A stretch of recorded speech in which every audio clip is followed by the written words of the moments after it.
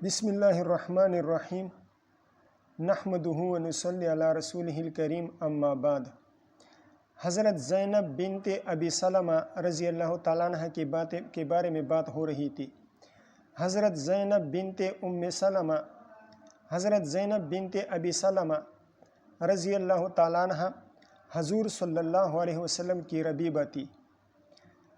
ان کی ماں حضرت سلمہ ہند بنت ابی امیہ رضی اللہ تعالیٰ عنہ کے ساتھ جب حضور صلی اللہ علیہ وسلم نے نکاح فرمایا تو اس وقت وہ حضرت زینب رضی اللہ تعالیٰ عنہ کو دودھ پلا رہی تھی۔ حضرت زینب رضی اللہ تعالیٰ عنہ کے دودھ پینے کا زمانہ تھا۔ یہ پہلے حضرت ابو سلمہ رضی اللہ تعالیٰ عنہ کی نکاح میں تھی، حضرت سلمہ۔ یہ حضرت ابو سلمہ رضی اللہ تعالیٰ عنہ کے نکاح میں تھی۔ تو جب حضرت ابو سلمہ رضی اللہ تعالیٰ عنہ شہید ہو گئے تو ان کی شہادت کے بعد حضرت زینب رضی اللہ تعالیٰ عنہ پیدا ہو گئی۔ تو ان کی پیدائش کے ساتھ حضرت سلمہ رضی اللہ تعالیٰ عنہ کی عدت گزر گئی تو آپ صلی اللہ علیہ وسلم نے انہیں نکاح کا پیغام بھیجا۔ حضرت زینب رضی اللہ تعالیٰ عنہ کا نام برہ تھا، تو آپ صلی اللہ علیہ وسلم نے ان کا نام تبدیل کر کے زینب رکھ دیا۔ امام ابو داود رحمہ اللہ نے اپنی سند کے ساتھ یہ حدیث روایت فرمائی ہے، عن زینب بنت ابی سلمۃ عن سلمۃ ان سلیم جاءت الى رسول اللہ صلی اللہ علیہ وسلم۔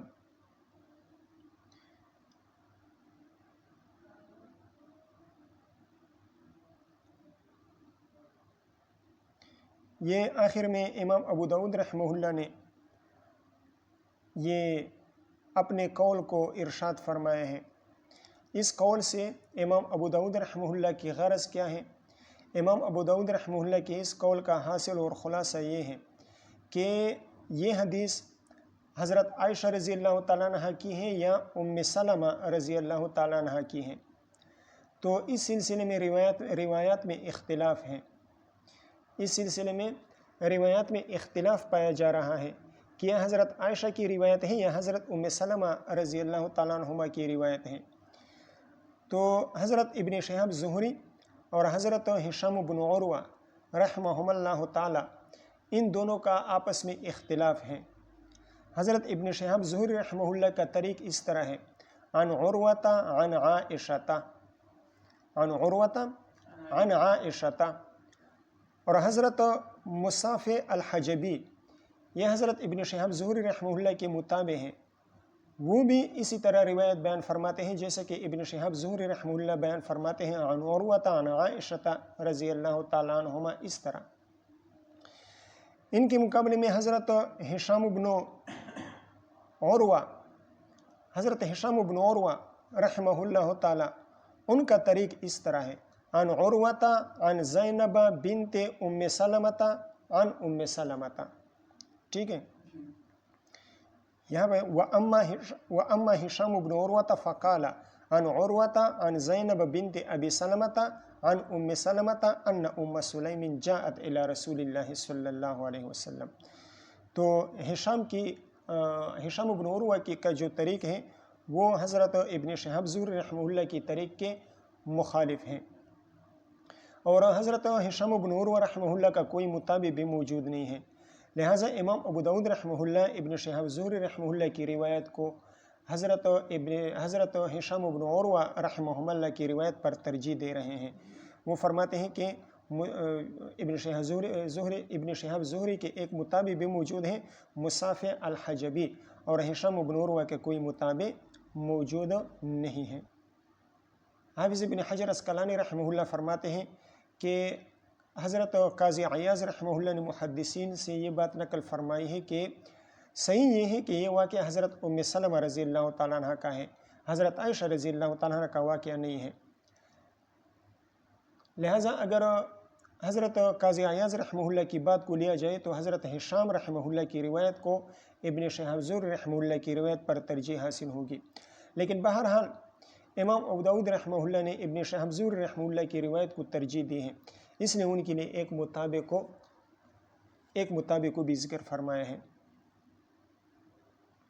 حضرت امام نووی رحمہ اللہ شرح مسلم میں فرماتے ہیں کہ ہو سکتا ہے حضرت عائشہ اور حضرت ام سلمہ دونوں نے حضرت ام سلیم رضی اللہ تعالیٰ عنہ پر نکیر فرمائی ہو سکتا ہے کہ دونوں نے نکیر فرمائی ہو۔ حضرت مولانا خلیل احمد سہارنپوری رحمہ اللہ فرماتے ہیں کہ یہ بہترین تطبیق ہے، اس طرح کہنا چاہیے کہ دونوں مجلس میں موجود تھی۔ ایک مرتبہ حضرت عائشہ رضی اللہ تعالیٰ عنہ نے نکیر فرمائی اور ایک مرتبہ حضرت ام سلمہ رضی اللہ تعالیٰ عنہ نے نکیر فرمائی، تو دونوں واقعات میں کوئی اختلاف نہیں ہے۔ یا آپ یوں بھی کہہ سکتے ہیں کہ تعدد واقعہ پر محمول ہو۔ ایک مرتبہ حضرت ام سلیم رضی اللہ تعالیٰ عنہ نے یہ مسئلہ پوچھا تھا تو حضرت عائشہ رضی اللہ تعالیٰ عنہ نے نکیر فرمائی، اور دوسری مرتبہ ذہول کی بنا پر اس مسئلے کا جواب حضرت ام سلیم رضی اللہ تعالیٰ عنہ بھول چکی تھی، تو دوسری مرتبہ کسی اور مجلس میں یہ مسئلہ پوچھا، تو پھر دوسرے موقع پر حضرت ام سلمہ رضی اللہ تعالیٰ عنہ نے نکیر فرمائی۔ تو اس میں بھی کوئی استبعاد نہیں ہے کہ تعدد واقعہ پر محمول کیا جائے اور یہ کہا جائے کہ ایک مرتبہ سوال کیا تھا تو اعتراض کرنے والی رد کرنے والی ایک بیوی تھی، اور دوسری مرتبہ جب دوسری مجلس میں سوال کیا تو رد کرنے والی اور اعتراض کرنے والی دوسری زوجہ محترمہ تھی۔ ٹھیک ہے، تو تعدد واقعہ پر محمول ہے۔ امام نووی رحمہ اللہ نے کیا فرمایا؟ انہوں نے فرمایا کہ ایک ہی مجلس میں دونوں نے نکیر فرمائی تھی، اس لیے کہ ایک ہی مجلس میں دونوں کا اجتماع، دونوں کا موجود ہونا یہ کوئی ممتنع نہیں ہو سکتا ہے دونوں موجود ہیں مجلس میں، اور حضرت ام سلیم رضی اللہ تعالیٰ عنہ نے سوال کیا ہو پھر دونوں نے ان پر رد فرمایا ہو۔ ٹھیک ہے، دونوں مجلس میں موجود تھی، دونوں نے رد فرمایا۔ اور مولانا خلیل احمد سہارنپوری رحمہ اللہ نے اس توجیہ کو امام نووی رحمہ اللہ کی اس بات کو پسند فرمایا ہے۔ اور دوسرا احتمال یہ ہو گیا کہ تعدد واقعہ پر محمول کیا جائے، ایک مرتبہ سوال کیا تو ایک بیوی نے اعتراض کیا، پھر دوسرے موقع پر سوال کا جواب وہ بھول گئی تھی، تو دوسرے موقع پر دوسری مرتبہ سوال فرمایا حضرت کس نے؟ حضرت ام سلیم رضی اللہ تعالیٰ عنہ نے، تو دوسری بیوی نے ان پر اعتراض فرمایا۔ ٹھیک ہے، اس حدیث سے چند فوائد اور چند مسائل ثابت ہوتے ہیں۔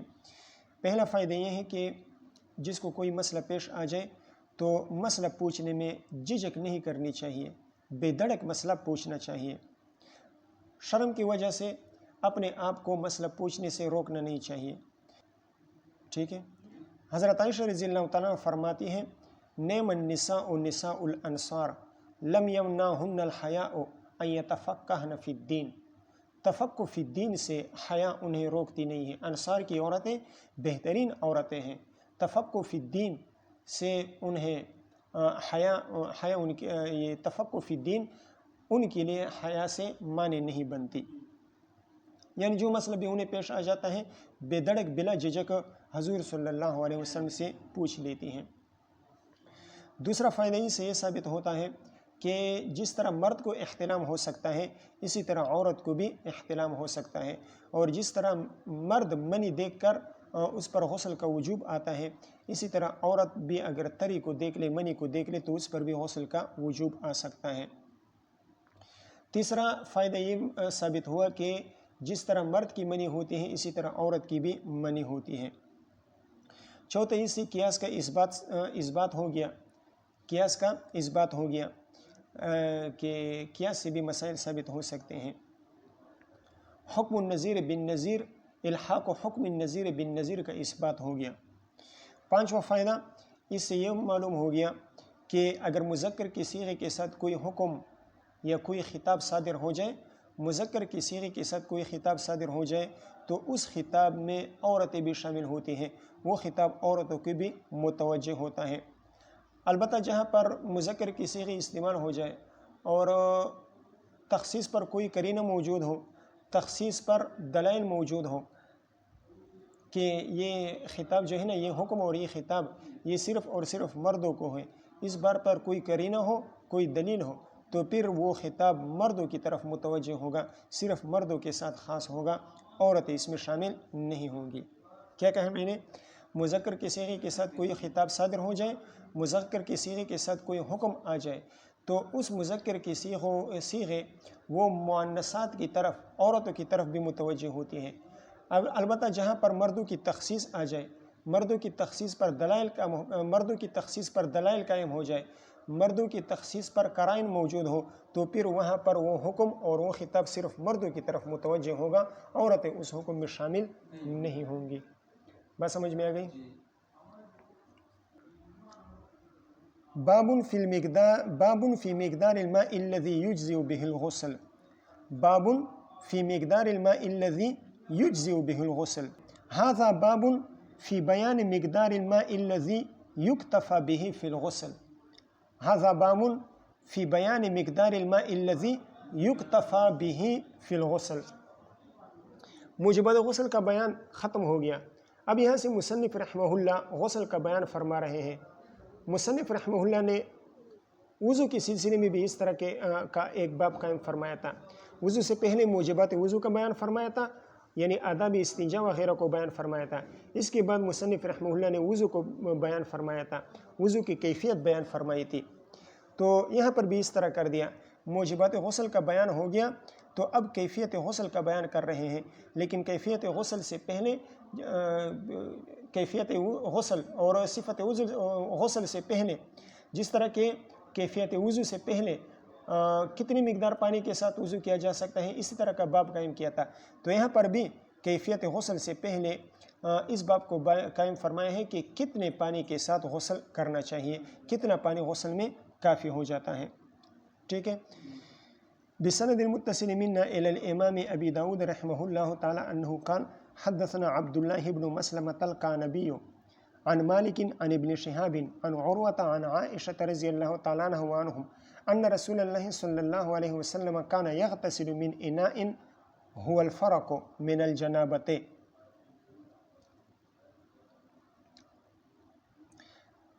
حضور صلی اللہ علیہ وسلم غسل فرمایا کرتے تھے من اناء، یہاں پر من سے جنس کی طرف اشارہ ہے، اس سے جنس مراد ہے۔ یہ مطلب نہیں ہے کہ آپ صلی اللہ علیہ وسلم فرق بھرے برتن سے غسل فرمایا کرتے تھے، بلکہ مطلب یہ ہے کہ فرق میں پانی ہوا کرتا تھا۔ مل الفرق یہ مراد نہیں ہے، بلکہ مراد یہ ہے کہ فرق کی مقدار ایک برتن ہوا کرتا تھا تو اس میں پانی رکھا ہوا ہوتا تھا، اس سے غسل فرمایا کرتے تھے۔ اور اس کی دلیل اگلی روایت ہے جس میں یہ الفاظ آتے ہیں کنت اغتسل انا ورسول اللہ صلی اللہ علیہ وسلم من قدح یقال له الفرق۔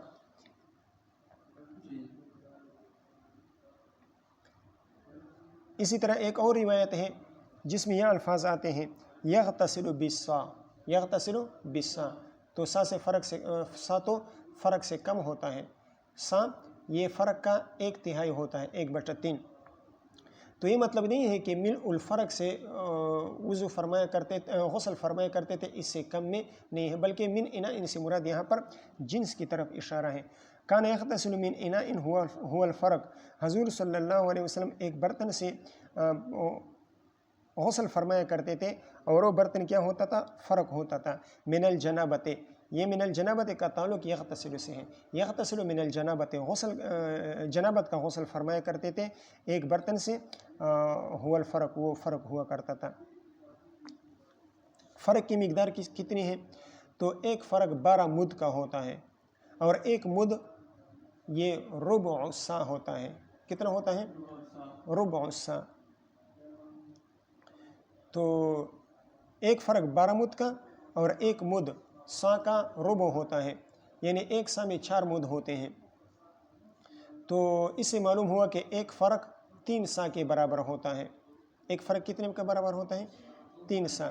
اس لیے کہ جب ایک مد وہ ربع سا ہوتا ہے تو 4 مد 1 سا، پھر 4 مد دوسری سا، اور پھر 4 مد تیسری سا۔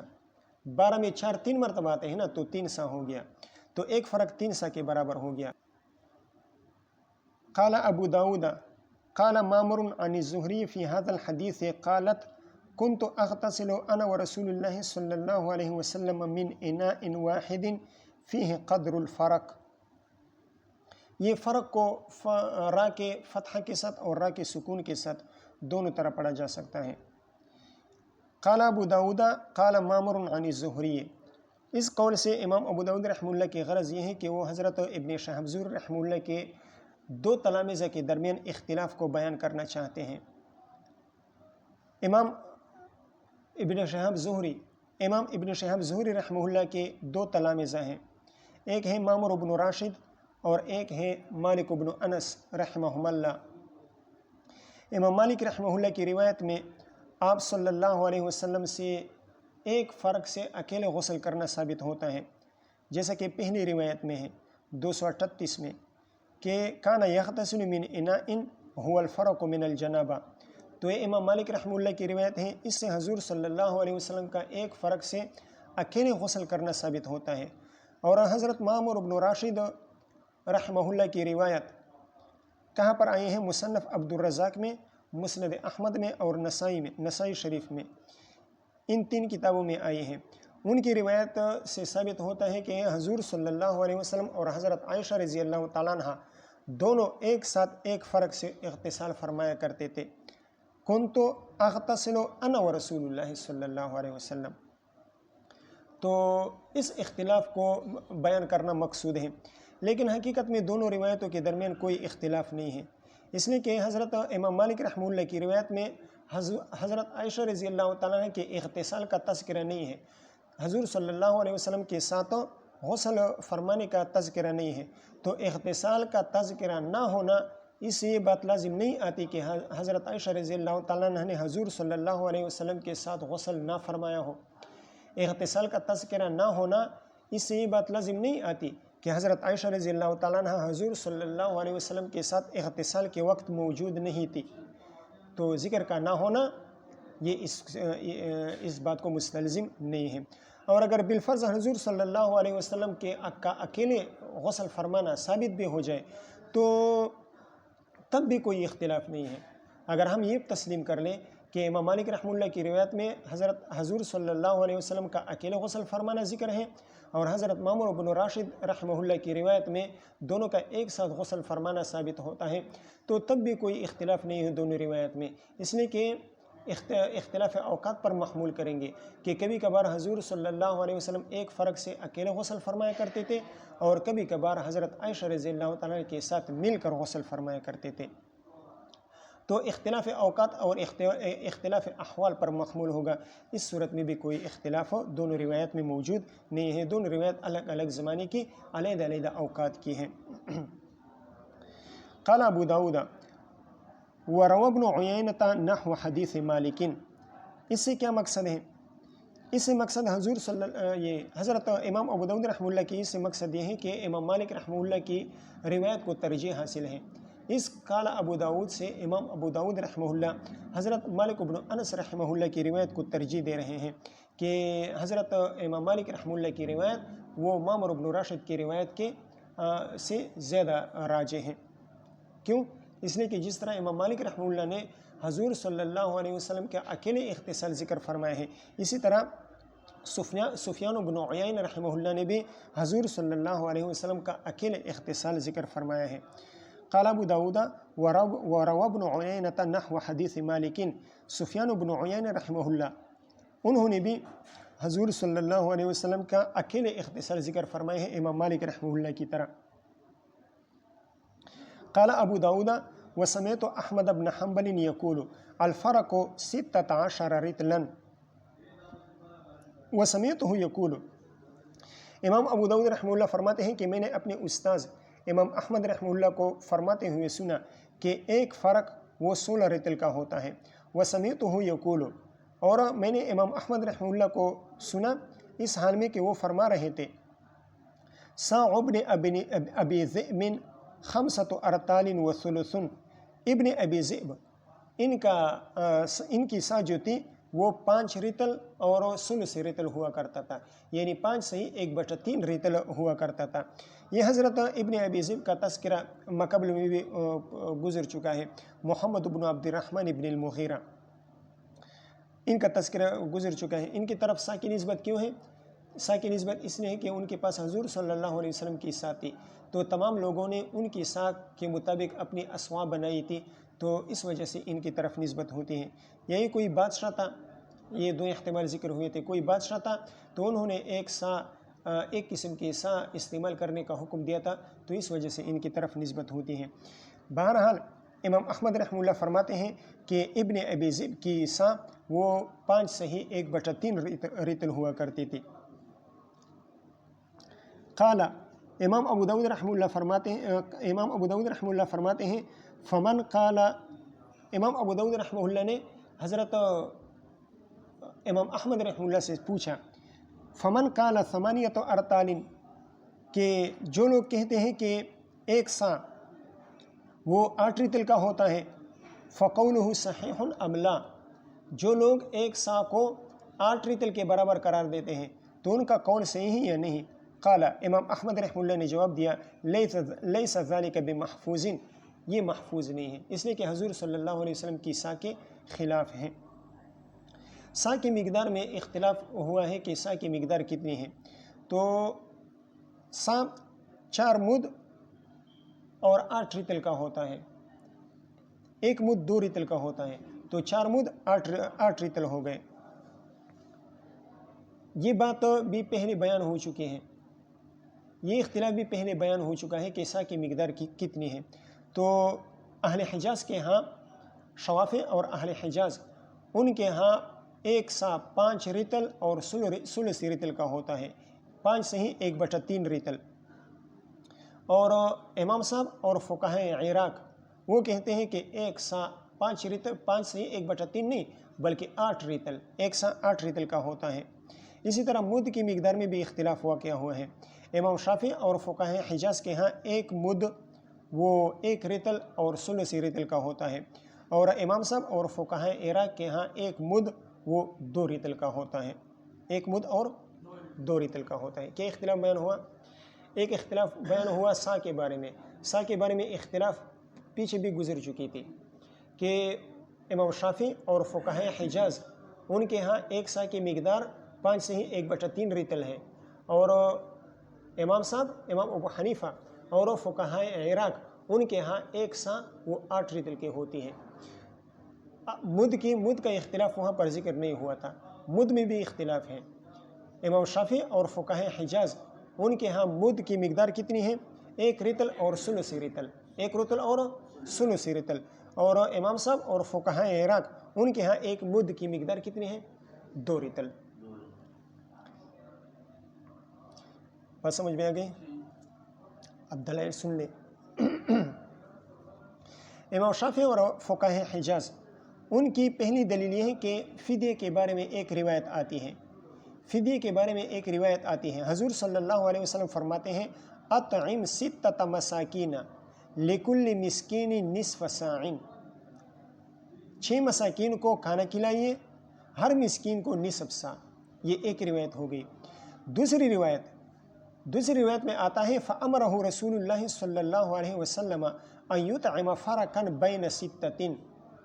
فَرَقًا بَيْنَ 6، 6 آدمیوں کے درمیان ایک فرق کیا کر دیں؟ تقسیم کر دیں. 6 آدمیوں کے درمیان ایک فرق، اور پہلی روایت میں 6 آدمیوں کو نصف سا. تو جب 6 آدمیوں کے درمیان ایک فرق تقسیم کیا جائے گا اور ہر ایک کو نصف سا دیا جائے گا، تو معلوم ہوا کہ ایک فرق میں کتنا ہوتا ہے؟ ایک فرق میں 3 سا ہوتے ہیں. ایک فرق میں کتنے ہوتے ہیں؟ 3 سا ہوتے ہیں. ایک فرق 12 مد کا ہوتا ہے. ایک فرق کتنے کا ہوتا ہے؟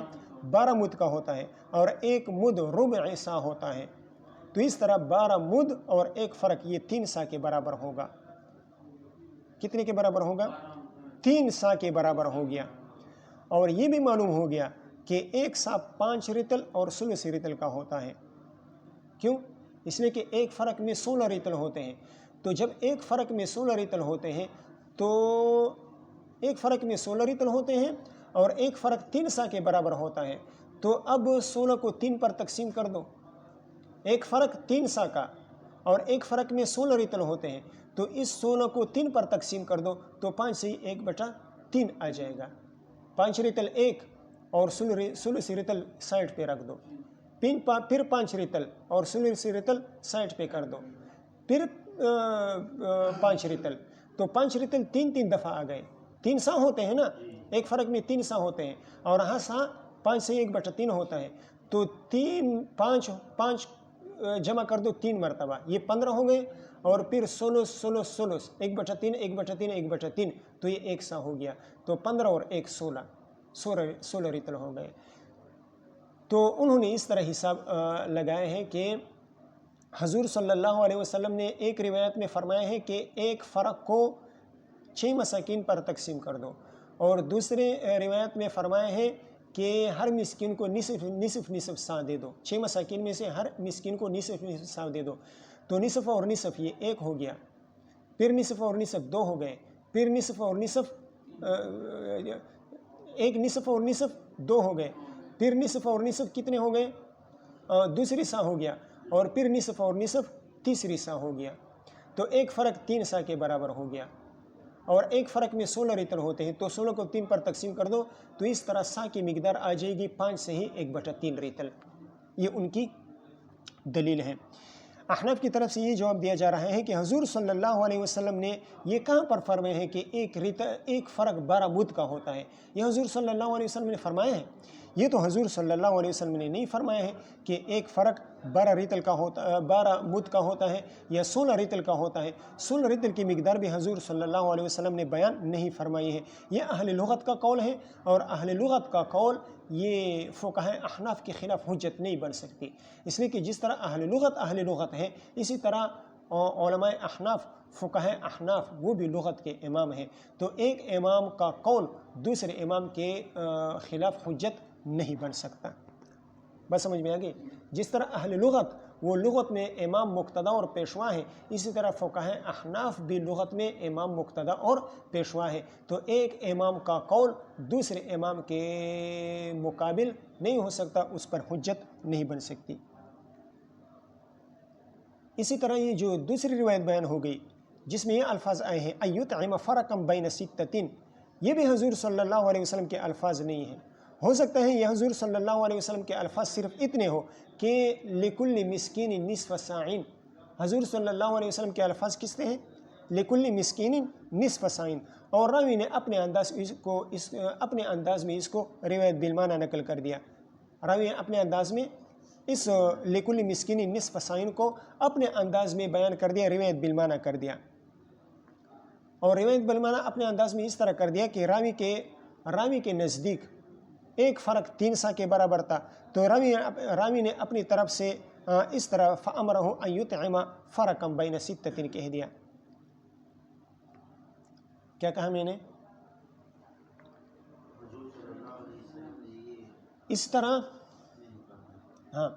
اسی طرح یہ جو دوسری روایت میں آتا ہے أَن يُطْعِمَ فَرَقًا بَيْنَ سِتَّةٍ، یہ بھی حضور صلی اللہ علیہ وسلم کے الفاظ نہیں ہیں۔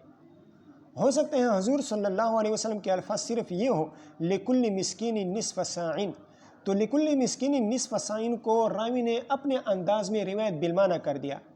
ہو سکتا ہے راوی کے ہاں ایک فرق کی مقدار 3 سا ہو، ایک فرق کی مقدار 3 سا ہو، تو وہاں پر اطعم 6 مساکین لکل مسکین نصف ساعین، نصف ساعین، نصف سا اگر 6 مساکین کو نصف سا دیں گے تو یہ 3 سا بنیں گے، اور راوی کے ہاں 3 سا برابر ہے ایک فرق، تو انہوں نے 3 سا کی جگہ پر یا لکل مسکین نصف ساعین کی جگہ پر فرق کے الفاظ ذکر کر دیے، تو یہ راوی نے روایت بالمعنی کیا ہے، یہ الفاظ أن يطعم فرقا بین ستۃ یہ حضور صلی اللہ علیہ وسلم کے الفاظ نہیں ہیں۔ بات سمجھ میں آ گئی؟ پھر سن لے، حضور صلی اللہ علیہ وسلم کے الفاظ ہیں لکل مسکین نصف ساعین، اطعم 6 مساکین، 6 مساکین کو کھانا کھلاؤ، لکل مسکین نصف ساعین، یعنی ہر مسکین کو کھانا نہیں، ہر مسکین کو گندم دو، ہر مسکین کو کیا دو؟ گندم دو۔ تو عام کا لفظ جہاں پر احادیث میں آتا ہے تو اس سے اکثری طور پر عام طور پر گندم مراد ہوتا ہے۔ 6 مساکین کو گندم دو، ہر مسکین کو نصف سا۔ اب ہو سکتا ہے راوی کے ہاں 3 سا وہ ایک فرق کے برابر ہو، تو جب آپ 6 مساکین کو نصف سا دیں گے، 6 مساکین کو نصف سا دیں گے تو یہ 3 سا بن جائیں گے، اور 3 سا راوی کے ہاں ایک فرق کے برابر تھی، تو انہوں نے فرق کے الفاظ ذکر کر دیے اور یہ کہہ دیا أن يطعم فرقا بین ستۃ۔ تو یہ راوی کی طرف سے روایت بالمعنی ہے، یہ حضور صلی اللہ علیہ وسلم کے الفاظ نہیں ہیں۔ بات سمجھ میں آ گئی؟ تو اس احتمال کی بنا پر شوافی کا ان دو احادیث کے مجموعے سے استدلال کرنا صحیح نہیں ہے، باطل ہے، ٹھیک ہے۔ ان کا دوسرا استدلال، شوافی اور اہل حجاز کا دوسرا استدلال ان کا یہ ہے کہ ایک مرتبہ حضرت امام ابو یوسف رحمہ اللہ حج سے تشریف لائے، تو جب مدینہ منورہ آئے تو انہوں نے ساتھ طلب کر لیا، تو مہاجرین کے تقریباً 50 بیٹے، مہاجرین کے بیٹے تھے تقریباً 50، تو حضرت امام ابو یوسف رحمہ اللہ کی خدمت میں حاضر ہوئے، اور ان میں سے ہر ایک کے پاس ایک ساتھی، وہ روایت بیان کر رہے تھے، کوئی باپ سے نقل کر رہا تھا، کوئی چچا سے نقل کر رہا تھا، کوئی اپنی امی سے نقل کر رہا تھا، ماں سے نقل کر رہا تھا کہ یہ حضور صلی اللہ علیہ وسلم کی قصہ ہے۔ تو جب حضرت امام ابو یوسف رحمہ اللہ نے ان اسوا کو جانچا کہ ان کی مقدار معلوم کر لیں کہ کتنی مقدار ہے، تو 5 رطل اور ثلث رطل کا تھا، 5 رطل اور ثلث رطل کے اسوا تھے جو مہاجرین کے بیٹے لائے تھے، وہ کتنے تھے؟ 5 رطل اور ثلث رطل کے تھے۔ تو امام ابو یوسف رحمہ اللہ نے امام صاحب کے قول کو ترک کر دیا، اور انہوں نے یہ کہہ دیا کہ ایک سا وہ 5 رطل اور ثلث رطل کا ہوتا ہے۔ اور یہ بھی روایت بیان کی جاتی ہے کہ امام مالک رحمہ اللہ نے امام ابو یوسف رحمہ اللہ سے مناظرہ کیا، تو مناظرے میں امام ابو یوسف رحمہ اللہ کے مقابلے میں کے خلاف یہ جو تقریباً 50 مہاجرین کے بیٹے تھے ان کے اسوا پیش کر دیے، تو امام ابو یوسف رحمہ اللہ نے رجوع کر لیا، امام صاحب کے قول کو چھوڑ دیا۔ یہ شوافی اور اہل حجاز کا استدلال ہے۔ ہم کہتے ہیں کہ مہاجرین کے بیٹے کون تھے؟ یہ تو مجاہل ہیں، یہ تو مجہول ہے، ان کا تو کچھ پتہ نہیں ہے، اور مجاہل کی روایت سے استدلال نہیں کیا جا سکتا، جس طرح کہ محدثین کا قانون ہے، قاعدہ ہے کہ مجاہل کی روایات وہ قابل استدلال نہیں ہوتی۔ تو اس واقعے سے استدلال فقہ حجاز کا درست نہیں ہے۔ امام صاحب کی دلیل، امام صاحب اور فقہ عراق ان کی دلیل، امام طحاوی رحمہ اللہ نے اپنی سند سے امام مجاہد بن جبر رحمہ اللہ سے ایک روایت نقل کی ہے۔ حضرت امام مجاہد رحمہ اللہ فرماتے ہیں کہ ہم حضرت عائشہ رضی اللہ تعالیٰ کے پاس تھے، ہم میں سے کسی نے پانی مانگا تو ایک بڑا پیالہ لایا گیا، حضرت عائشہ رضی اللہ تعالیٰ نے فرمایا کان النبی صلی اللہ علیہ وسلم یغتسل بمثل ھذا، حضور صلی اللہ علیہ وسلم اس بڑے پیالے کی مقدار پانی سے غسل فرمایا کرتے تھے۔ امام مجاہد رحمہ اللہ فرماتے ہیں کہ میں نے اس بڑے برتن کا، اس بڑے پیالے کا اندازہ لگایا تو 8 رطل کا تھا یا 9 رطل کا تھا یا 10 رطل کا تھا، 8 رطل کا یا 9 رطل کا یا 10 رطل کا۔ محدثین فرماتے ہیں کہ مجاہد بن جبر رحمہ اللہ کو 8 رطل میں شک نہیں ہے، بلکہ 9 اور 10 میں شک ہے، 8 جو ہیں وہ یقینی طور پر ثابت ہیں۔ لہٰذا معلوم ہوا کہ ایک سا وہ 8 رطل، اور یہ بھی ثابت ہے کہ حضور صلی اللہ علیہ وسلم سا کی مقدار سے غسل فرمایا کرتے تھے، تو معلوم ہوا کہ ایک سا وہ 8 رطل کے برابر ہے، 5 سے 1/3 رطل نہیں ہے۔ بات سمجھ میں آ گئی؟ یہ ایک روایت ہو گئی کن کی؟ امام صاحب اور فقہ عراق کی۔ دوسری روایت دارقطنی میں ہے، حضرت انس بن مالک رضی اللہ عنہ کی روایت ہے۔ حضرت انس بن مالک رضی اللہ عنہ فرماتے ہیں ان النبی صلی اللہ علیہ وسلم کان یتوضأ برطلین، حضور صلی اللہ علیہ وسلم 2 رطل سے وضو فرمایا کرتے تھے، ویغتسل بالصاع 8 ارطال، ویغتسل بالصاع 8 ارطال۔ دیکھیں یہاں پر حضرت انس بن مالک رضی اللہ عنہ صاف طور پر یہ بات بیان فرما رہے ہیں کہ حضور صلی اللہ علیہ وسلم غسل فرمایا کرتے تھے ایک سا سے، یعنی 8 رطل سے۔ معلوم ہوا کہ ایک سا کی مقدار کتنی ہے؟ 8 رطل۔ حدیث کے پہلی جز سے کیا ثابت ہوا؟ کان رسول اللہ صلی اللہ علیہ وسلم یتوضأ برطلین، حضور صلی اللہ علیہ وسلم وضو 2 رطل سے فرمایا کرتے تھے۔ اور ایک اور روایت میں آتا ہے کان یتوضأ بالرطل، کان یتوضأ بالمد وهو رطلان، حضور صلی اللہ علیہ وسلم ایک مد سے وضو فرمایا کرتے تھے، اور ایک مد وہ 2 رطل کا ہوا کرتا تھا، ٹھیک ہے؟ ایک مد کتنے کا ہوا کرتا تھا؟ 2 رطل کا ہوا کرتا تھا۔ یہ روایت امام طحاوی رحمہ اللہ نے بیان فرمائی ہے۔ اس کے بعد امام طحاوی رحمہ اللہ فرماتے ہیں کہ دیکھو یہاں پر حضرت انس بن مالک رضی اللہ تعالیٰ عنہ یہ بات بیان کر رہے ہیں کہ آپ صلی اللہ علیہ وسلم کا مد 2 رطل ہوا کرتا تھا، اور سا 4 مد کا ہوتا ہے۔ مد کتنا کا ہوا کرتا تھا؟ 2 رطل کا، اور سا اس میں 4 مد ہوتے ہیں، تو 4 کو 2 میں تقسیم ضرب دے دو تو 8 ہو جائیں گے۔ ایک مد 2 رطل کا، اور ایک سا میں 4 مد ہوتے ہیں، تو 4 کو 2 میں ضرب دو نا تو 8 ہو جائیں گے۔ تو معلوم ہوا کہ ایک سا وہ 8 رطل کی مقدار ہوا کرتی ہیں۔ ایک سا کتنے کی ہوا کرتی ہیں؟ 8 رطل کی مقدار ہوا کرتی ہیں۔ آگے چلیں۔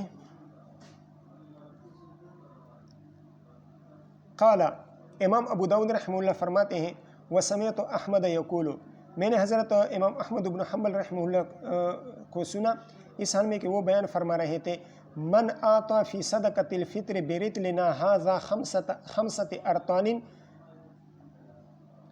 من آتا فی صدقۃ الفطر برطلنا ھذا خمسۃ ارطال وثلثا،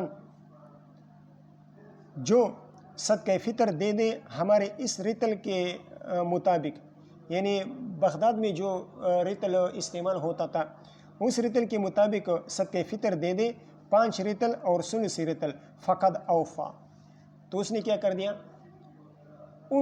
اس کا صدقہ فطر ادا ہو گیا۔ من آتا فی صدقۃ الفطر برطلنا ھذا، جو ہمارے اس بغدادی رطل کے مطابق صدقہ فطر دے دے 5 ارطال وثلثا، 5 رطل اور ثلث رطل، فقد اوفا، فقد ادا صدقۃ الفطر کاملا، فقد اوفا کا کیا معنی؟ فقد ادا صدقۃ الفطر کاملا، تو اس نے کامل طریقے کے ساتھ صدقہ فطر ادا کر دیا۔ قیل لہو یعنی اعترض علیہ، حضرت امام احمد رحمہ اللہ پر اعتراض کیا گیا۔ السیحانی ثقیل، سیحانی یہ کھجور کے ایک قسم ہے، عمدہ قسم کی، اعلیٰ قسم کی، قیمتی قسم کی کھجور ہے۔ کسی معترض نے اعتراض کیا کہ سیحانی کھجور تو عمدہ یہ ثقیل ہوتی ہیں، باری ہوتی ہیں۔ قال امام احمد رحمہ اللہ نے فرمایا فی جوابہ السیحانی اطیب، امام احمد رحمہ اللہ کو اول وہلہ میں معترض کا اعتراض سمجھ میں نہیں آیا، معترض کا اعتراض سمجھ میں نہیں آیا۔ معترض کا مقصد یہ تھا کہ اگر کوئی آدمی رطل پیمانہ ہے، یہ سا جو ہے نا وہ سا پیمانہ ہے، اور رطل یہ وزن ہے، اگر کوئی آدمی وزن کے اعتبار سے 5 رطل اور ثلث رطل صدقہ فطر کے طور پر دیتا ہے سیحانی کھجور، وہ تو باری ہوتی ہے، تو جب سیحانی کھجور کے ساتھ صدقہ فطر ادا کرے گا تو جب 5 رطل اور ثلث رطل دے گا، اب اگر اس کو ہم سا میں ماپیں گے تو بالیقین کم آئے گا، اس لیے کہ سیحانی کھجور باری ہوتی ہیں، تو 5 رطل اور ثلث رطل ہم اس کو وزن کریں گے تو وزن کے اعتبار سے تو 5 رطل 5 سے 1/3 رطل ہو جائے گا، لیکن اگر اسی 5 صحیح 1/3 رطل سیحانی کھجور کو اب ہم سا میں رکھیں گے تو وہ کم پڑے گا۔ جیسے کہ گھی ہے نا، گھی اور شہد میں گھی ہلکا ہے، شہد باری ہے، تو 2 کلو گھی مثال کے طور پر 2 کلو گھی سے اگر ایک برتن بھرتا ہے تو 2 کلو شہد سے وہ برتن نہیں بھرے گا، بہت زیادہ کمی آ جائے گی۔ ایک برتن ہے وہ 2 کلو گھی سے بھر جاتا ہے، لیکن اگر 2 کلو شہد آپ اس میں ڈالیں گے تو وہ بہت زیادہ کم ہوگا اس برتن سے، اس لیے کہ شہد باری ہے۔ اس طرح یہ سیحانی کھجور 5 سے 1/3 رطل، وہ رطل کے اعتبار سے تو صحیح ہے، لیکن اب اسی 5 سے 1/3 رطل کو اگر آپ سا میں ڈالیں گے تو سا کم پڑ جائے گا، وہ کیا ہو جائے گا؟ سا کم پڑ جائے گا۔ تو معترض کا مقصد یہ تھا، تو یہ اعتراض کیا، اور یہ اعتراض امام احمد رحمہ اللہ کی سمجھ میں نہیں آیا، اول وہلہ میں وہ اعتراض کو نہ سمجھ سکے، لیکن بعد میں حضرت امام احمد رحمہ اللہ نے اس اعتراض پر غور کیا، تب یہ بات سمجھ میں آ گئی کہ معترض کا مقصد یہ ہے کہ سیحانی کھجور دیگر کھجوروں کے مقابلے میں بھاری ہوتی ہے، لہذا جو سیحانی کھجور 5 رطل اور ثلث رطل کی ہوں گی اور اس کو سا کے ذریعے سے ماپا جائے گا تو اپنی بھاری پن کی وجہ سے وہ سا کے برابر نہیں ہوگی بلکہ اس سے کم ہوگی، اور جب سا سے کم ہوگی تو منصوص تو سا ہے، تو سا کی مقدار پوری نہیں ہوگی، لہٰذا اس طرح صدقہ فطر ادا نہیں ہوگا، واجب رہ جائے گا، واجب ادا نہیں ہوگا۔ تو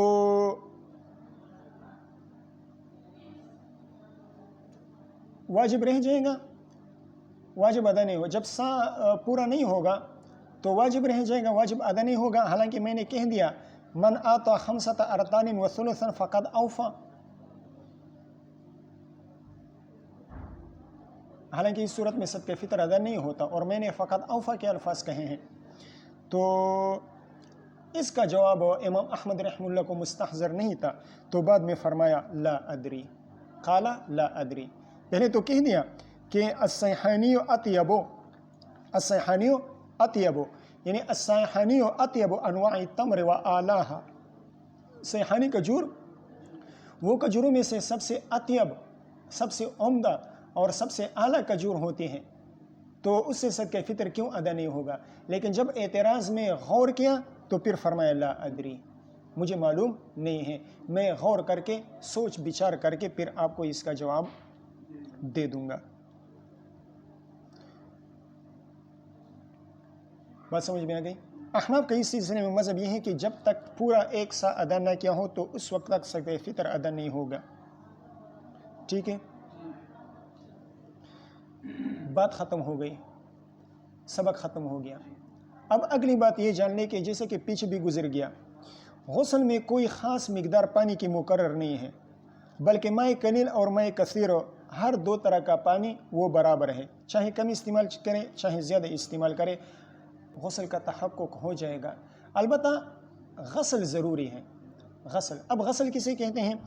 تو غسل جریان الماء علی الاعضاء کو کہا جاتا ہے. جریان الماء علی الاعضاء، جب تک جریان الماء علی الاعضاء نہیں پایا جائے گا تب تک غسل کا تحقق نہیں ہوگا، بلکہ اس کو مسح کہا جائے گا. اس کو کیا کہا جائے گا؟ مسح کہا جائے گا. علماء کرام فرماتے ہیں کہ غسل میں کم از کم ایک سا اور وضو میں کم از کم ایک مد کی مقدار استعمال کرنی چاہیے. یعنی ایک سا سے کم استعمال نہ کرنا یہ مستحب ہے. ایک سا یا ایک سا سے اگر زیادہ استعمال کیا جائے تب بھی کوئی حرج نہیں ہے، لیکن ایک سا سے غسل میں کم پانی استعمال نہیں کرنی چاہیے اور وضو میں ایک مد سے کم پر اکتفا نہیں کرنا چاہیے. اور علماء کرام یہ بھی فرماتے ہیں کہ غسل اور وضو دونوں میں اسراف فی الوضو سے بچنا چاہیے، اسراف فی الماء، اسراف فی الماء سے بچنا چاہیے. اسراف فی الماء وہ مکروہ ہے، چاہے وہ وضو میں ہو یا غسل میں ہے. اب کراہت کون سے درجے کے ہیں؟ تو اس سلسلے میں فرماتے ہیں کہ کراہت و تنزیہ کے ہیں. البتہ بعض شوافی کے ہاں یہ کراہت و تحریم پر محمول ہیں. ٹھیک ہے، یہ ایک روایت گزر گئی، کنت اغتسل وانا رسول اللہ صلی اللہ علیہ وسلم من اناء واحد. تو اس سے معلوم ہوتا ہے کہ مرد اور عورت کا ایک ہی برتن سے غسل کرنا جائز ہے. بات سمجھ میں آ گئی؟ بس کریں.